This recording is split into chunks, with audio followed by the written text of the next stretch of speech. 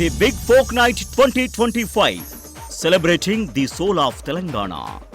August 23 సాయంత్రం 6 గంటల నుండి ఎల్బీ స్టేడియంలో. టికెట్స్ బుకింగ్ కోసం ఎంట్రీవాలా యాప్ను డౌన్లోడ్ చేసుకోండి.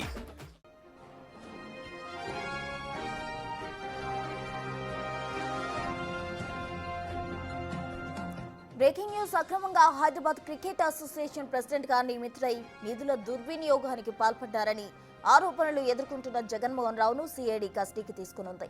మరో నిందితులను కూడా 6 రోజుల్లో ఇవాళ కస్టడీకి తీసుకోనుంది. సిఐడి అధికారులు 10 రోజులు కస్టడీ కోరగా మల్కజ్గిరి కోర్టు 6 రోజుల కస్టడీకి అనుమతించింది.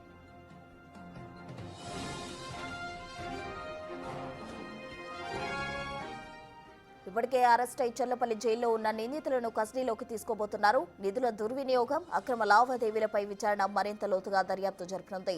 హెచ్సీఏలో జరిగిన అవకతవకలపై దర్యాప్తు మరింత ఊపందుకోనుండగా నిందితులు సాగించిన ఆర్థిక లావాదేవీలపై మరిన్ని నిజాలు వెలుగులోకి వచ్చే అవకాశం ఉంది.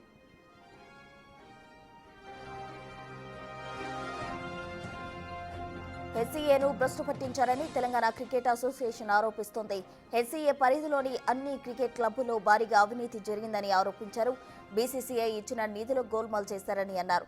గడిచిన 10 ఏళ్లలో నిధులు ఎక్కడికి పోయాయో చెప్పాలని డిమాండ్ చేశారు. పూర్తిస్థాయి దర్యాప్తు జరగాలని, దీనిపై సిఐడికి ఫిర్యాదు చేస్తామన్నారు.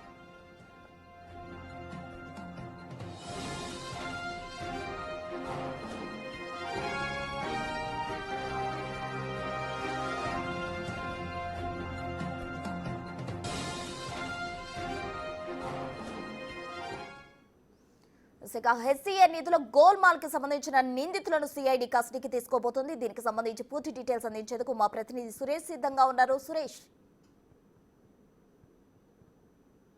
కొద్దిసేపట్లో చెర్లపల్లిలో ఉన్నటువంటి 4 నిందితులతో పాటు చెంచల్గూడ మహిళా జైల్లో ఉన్నటువంటి కవితను కస్టడీకి తీసుకోనున్నారు సిఐడి అధికారులు. అక్కడి నుంచి నేరుగా నాంపల్లిలోని రెడ్ హిల్స్ కార్యాలయానికి తీసుకువచ్చి అక్కడ విచారించనున్నారు. ఇప్పటికే తెలంగాణ క్రికెట్ అసోసియేషన్ కూడా అనేక ఆరోపణలు హైదరాబాద్ క్రికెట్ అసోసియేషన్పై చేస్తుంది. అధ్యక్షులు మారినా మాత్రం అక్కడ అవినీతి మాత్రం తగ్గట్లేదు.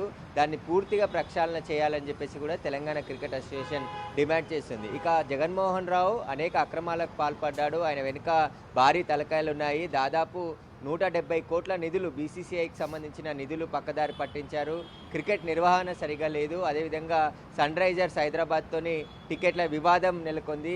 అదేవిధంగా ఫోర్జరీ చేసి ఆయన అక్రమంగా శ్రీచక్ర క్రికెట్ క్లబ్ ద్వారా ఏదైతే అసోసియేషన్లకి ప్రవేశించి ఆయన ప్రెసిడెంట్ అయ్యాడు, ఆ ప్రెసిడెంట్ ఎన్నిక కూడా చెల్లదు. దాన్ని పూర్తిగా రద్దు చేయాలని చెప్పేసి ఒకవైపు తెలంగాణ క్రికెట్ అసోసియేషన్ డిమాండ్ చేస్తుంది. అదేవిధంగా గడిచిన 10 ఏళ్లలో దాదాపు 600 నుంచి 700 కోట్లు బీసీసీఐ నుంచి హైదరాబాద్ క్రికెట్ అసోసియేషన్కి వచ్చాయి. ఆ నిధులన్నీ ఎక్కడికి వెళ్ళాయి అనే దానిపై పూర్తి దర్యాప్తు చేయాలని చెప్పేసి కూడా మరికొంతమంది హైదరాబాద్ క్రికెట్ అసోసియేషన్కి సంబంధించిన సభ్యులపైన తెలంగాణ సిఐడి అడిషనల్ డీజీ చారుసింహకు మరొక కంప్లైంట్ ఇవ్వబోతున్నారు. అదేవిధంగా ఈడీకి కూడా ఫిర్యాదు చేయబోతున్నారు. తెలంగాణ క్రికెట్ అసోసియేషన్ ప్రెసిడెంట్ సభ్యులు మరికొద్దిసేపట్లో అక్కడికి చేరుకొని కంప్లైంట్ చేయబోతున్నారు.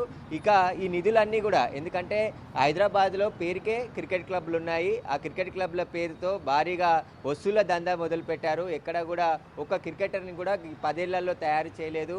ఎలాంటి క్రికెట్ క్లబ్కి ఎలాంటి జట్లు లేకున్నా కేవలం బీసీసీఐ నుండి వచ్చే, హైదరాబాద్ క్రికెట్ అసోసియేషన్ నుండి వచ్చే డబ్బుల కోసం ఈ క్రికెట్ క్లబ్లు నిర్వహిస్తున్నారు. అక్కడ సరైన కోచ్ లేడు, ఆడే పిల్లలు లేరు, ఎవరైనా సెలక్షన్ కమిటీ కూడా సరైన రీతిలో లేదు. వీటన్నిటికీ సంబంధించి సరైన దర్యాప్తు జరిపించాలని చెప్పేసి కూడా కోరుతున్నారు. అదేవిధంగా ఐపీఎల్ టికెట్స్, ఇంటర్నేషనల్ మ్యాచ్ జరిగినప్పుడు టికెట్స్ అమ్మకాలు జరిపింది కూడా స్వయాన కేటీఆర్ బావమరిది అయినటువంటి రాజ్పాకాలనే కాంట్రాక్ట్ దక్కించుకున్నాడు ఐపీఎల్ టికెట్స్కి సంబంధించి. దానిపై కూడా విచారణ జరిపించాలని చెప్పేసి కూడా తెలంగాణ క్రికెట్ అసోసియేషన్ డిమాండ్ చేస్తుంది. ప్రస్తుతం మొత్తం లోతైన దర్యాప్తు చేస్తేనే ఈ నిధులన్నీ ఎక్కడికి వెళ్ళాయి, ఎందుకంటే 600 కోట్లకు సంబంధించిన నిధులను లెక్క తేల్చాలి. అవన్నీ కూడా ఎక్కడికి దారి మళ్లించారు, వారి సొంత బినామీల ఖాతాలోకి మళ్లించినట్టుగా ఆరోపణలు ఉన్నాయి. ఇక క్రికెటర్లకు సంబంధించిన వస్తువులు కొనుగోలు కావచ్చు, అదేవిధంగా మెయింటెనెన్స్కి సంబంధించిన డబ్బులు కావచ్చు, క్రికెట్ ఆడిన సందర్భంలో హోటల్స్లలో, ఖరీదైన హోటల్స్లలో క్యాటరింగ్ ఇచ్చినటువంటి బిల్లులు కావచ్చు, వీళ్ళన్నింటిలో కూడా అక్రమాలు జరిగాయి. వారి సొంత హోటల్స్కి మాత్రమే టెండర్లు ఇచ్చి వారి ద్వారా డబ్బులు బీసీసీఐ నుండి వచ్చినటువంటి డబ్బులన్నీ కూడా దారి మళ్లించారు. తెలంగాణలో జిల్లాలలో ఉండే పేద క్రికెటర్లు ఎవరైతే క్రీడని ప్రేమిస్తూ క్రికెట్ ఆడే వారికి తీవ్ర అన్యాయం జరిగింది. సెలక్షన్లో కూడా డబ్బులు ఉన్న వారికే సెలక్షన్ చేయడం, డబ్బులు తీసుకొని క్రికెటర్లను సెలెక్ట్ చేయడం, ఒక రంజీని కూడా ఆడించలేకపోయారు గత 10 ఏళ్లలో అని చెప్పేసి కూడా ఆరోపణలు ఉన్నాయి. కాబట్టి వీటన్నిటికీ సంబంధించి అసలు హైదరాబాద్ క్రికెట్ అసోసియేషన్లో జరిగిన అక్రమాలకు సంబంధించి ఇప్పుడు నిందితులను 6 రోజుల పాటు కస్టడీలో విచారిస్తే ఇంకా మరిన్ని విషయాలు బయటికి వచ్చే అవకాశం కనబడుతుంది.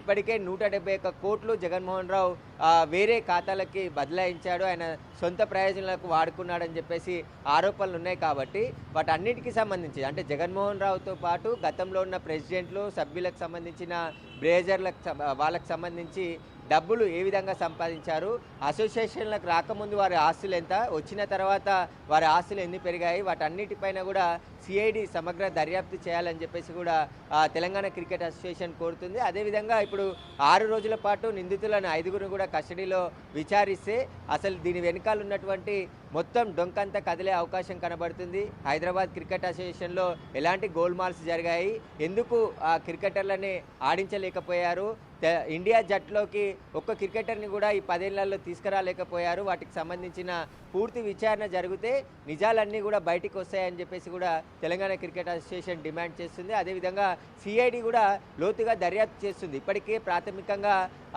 విజిలెన్స్ జరిపినటువంటి దాడుల్లో కొన్ని ఆధారాలు సేకరించింది. ఆ ఆధారాలతోనే ఇప్పుడు కేసు నమోదు చేసి నిందితులను రిమాండ్కి తరలించారు. అయితే వాటికి మరికొన్ని ఆధారాలు కావాలి కాబట్టి వాటన్నిటిని సేకరించడం కోసమే కస్టడీ పిటిషన్ 10 రోజుల పాటు వేయడం జరిగింది. కానీ కోర్టు వారికి 6 రోజులు మాత్రమే కస్టడీకి అనుమతించడం జరిగింది. నిందితులు వేసినటువంటి బెయిల్ పిటిషన్ని కూడా కొట్టివేయడం జరిగింది. కాబట్టి ఈ 6 రోజుల విచారణలో చాలా కీలక విషయాలు బయటికి వచ్చే అవకాశం కనబడుతుంది. జగన్మోహన్ రావు వెనుక ఉన్న పెద్ద తలకాయలు ఎవరు, ఈ కాంట్రాక్టర్ల విషయంలో ఎవరెవరికి డబ్బులు, ఎందుకంటే ఒక 300 విలువ చేసే బాల్ని 13,000 రూపాయలు కోడ్ చేసి ఒక బాల్కే ₹1 కోటి ఖర్చు పెట్టినట్టు లెక్కలు చూపించారు. కాబట్టి వాటి అన్నిటిపైన నిగ్గు తేల్చాలి. ఇక ఐపీఎల్ టికెట్లకు సంబంధించి కావచ్చు, 18 సంవత్సరాల నుంచి ఐపీఎల్ నడుస్తుంది, వాటి నుండి వచ్చినటువంటి కాంప్లిమెంటరీకి సంబంధించిన నిధులు కావచ్చు, టికెట్స్ కావచ్చు, ఇవన్నీ కూడా క్రికెట్ క్లబ్బులు కూడా అమ్ముకొని మొత్తం డబ్బులు సొమ్ము చేసుకున్నాయి తప్ప ఎక్కడ కూడా క్రికెట్ని డెవలప్ చేయాలనే ఆలోచన చేయలేదు అని చెప్పేసి కూడా ఆరోపణలు ఉన్నాయి.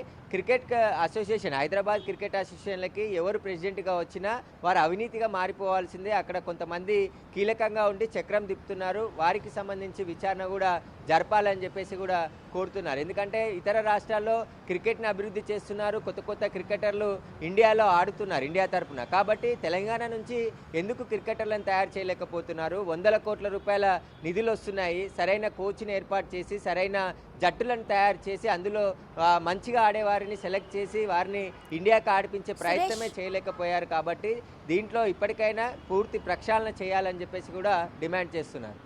సురేష్, మీరన్నట్లు 6 రోజుల సమయం మాత్రమే కోర్టు టైం ఇవ్వడం జరిగింది. మరి ఈ 6 రోజుల్లో నిజాలు నిగ్గు తేల్చే అవకాశం ఉందంటారా? అటు టీసీఏ మరిన్ని ఆధారాలతో ఇంకా సిఐడి కావచ్చు, ఈడీ కావచ్చు ఫిర్యాదు చేయబోతుంది. గత బీఆర్ఎస్ పెద్దల సహకారంతోనే జగన్మోహన్ రావు ఈ విధంగా నిధుల దుర్వినియోగం చేశారు, దానికి సంబంధించి పక్కా ఆధారాలు సమర్పిస్తామంటుంది టీసీఏ. మరి దానికి సంబంధించి సిఐడి ఏ విధంగా వ్యవహరించబోతోంది? అంటే ఇప్పటికే ప్రభుత్వం విజిలెన్స్ అధికారుల చేత ఉప్పల్ స్టేడియంతో పాటు హైదరాబాద్ క్రికెట్ అసోసియేషన్కి సంబంధించిన ఆఫీసులలో సోదాలు చేసి చాలా కీలకమైనటువంటి డాక్యుమెంట్స్ సేకరించడం జరిగింది. అందులోనే పెద్ద ఎత్తున అక్రమాలు గుర్తించిన తర్వాతే కేసు నమోదు చేసి నిందితులను అరెస్ట్ చేశారు. కాబట్టి ఇంకా మరింత సమాచారం ఇప్పుడు సేకరించడం కోసం జగన్మోహన్ రావుని ఎవరు ఆడించారు, ఎందుకంటే గత బీఆర్ఎస్ ప్రభుత్వంలో క్రికెట్ ఆటను వాళ్ళు క్రికెట్ లాగా కాకుండా వాళ్ళు ఆడుకున్నారు ఒక హైదరాబాద్ క్రికెట్ అసోసియేషన్ని. కాబట్టి దీని వెనకాల ఉన్న పెద్దల హస్తాన్ని కూడా బయటికి తీయాలని చెప్పేసి డిమాండ్ చేస్తున్నారు. ఎందుకంటే గత 10 ఏళ్లలో ఇన్ని అక్రమాలు జరిగాయి, ఎవరు పట్టించుకున్న పాపాన పోలేదు. ఇప్పుడు రేవంత్ రెడ్డి సర్కారు ముందుకు వచ్చి ఒక ముందడుగు వేయడం జరిగింది. హైదరాబాద్ క్రికెట్ అసోసియేషన్లో జరుగుతున్న అక్రమాలపై కేసు నమోదు చేసి నిందితులను అరెస్ట్ చేసి జైలుకు పంపించింది. కాబట్టి ఈ తరుణంలోనే దీనికి సంబంధించి హైదరాబాద్ క్రికెట్ అసోసియేషన్ని రద్దు చేయాలి. ఎవరైతే క్రికెట్కి సంబంధం ఉన్నవారు ఉన్నారో వారితో పాటు ఎవరైనా మేధావులని ఆ క్రికెట్ అసోసియేషన్లో సభ్యులుగా ఏర్పాటు చేసి కొత్త బాడీని ఎన్నుకోవాలి. ఈ బాడీని పూర్తిగా రద్దు చేయాలని చెప్పేసి కూడా వారు డిమాండ్ చేస్తున్నారు. ఇక సిఐడి మొత్తం ఫోర్జరీకి సంబంధించి క్రికెట్ క్లబ్లకు సంబంధించిన భాగోతం కావచ్చు, బీసీసీఐకి సంబంధించిన నిధులు పక్కదారి పట్టించడం, అదేవిధంగా ఉప్పల్ స్టేడియంకి సంబంధించిన మరమ్మతులు వాటికి సంబంధించి, ఎందుకంటే ఉప్పల్ స్టేడియం కూడా ప్రభుత్వ స్టేడియం, దాన్ని లీజుకి తీసుకొని హైదరాబాద్ క్రికెట్ అసోసియేషన్ రన్ చేస్తుంది. కాబట్టి దానికి కూడా పెద్ద ఎత్తున నిధులు ఖర్చు పెట్టామని చెప్పేసి కూడా చెప్తున్నారు. గత 10 ఏళ్లలో ఒక గజం భూమి కూడా హైదరాబాద్ క్రికెట్ అసోసియేషన్ కొనలేకపోయింది. ఎందుకు కొనలేదు? తెలంగాణ వ్యాప్తంగా ఒక్కొక్క స్టేడియం నిర్మించి గ్రౌండ్లు ఏర్పాటు చేసి క్రికెట్ ఆడించే ప్రయత్నం ఎక్కడా కూడా చేయలేదు. కాబట్టి ఈ డబ్బులన్నీ ఎక్కడికి పోయాయి? వారి ఆస్తులు పెరిగాయి తప్ప క్రికెట్ అభివృద్ధి కాలేదని చెప్పేసి కూడా ఆరోపణలు ఉన్నాయి. పూర్తిగా ప్రక్షాళన చేసి ఇప్పుడు 6 రోజుల్లో ఈ ఎవరైతే నిందితులు 5గురు ఉన్నారో వారిని కస్టడీలో విచారిస్తే మరిన్ని విషయాలు బయటికి వచ్చే అవకాశం కనబడుతుంది స్పష్టంగా. వారి విచారణ అనంతరం మరికొందరిపై చర్యలు తీసుకునే అవకాశం కూడా ఉంది. మరిన్ని అరెస్టులు కూడా జరిగే అవకాశం ఈ కేసులో కనబడుతుంది.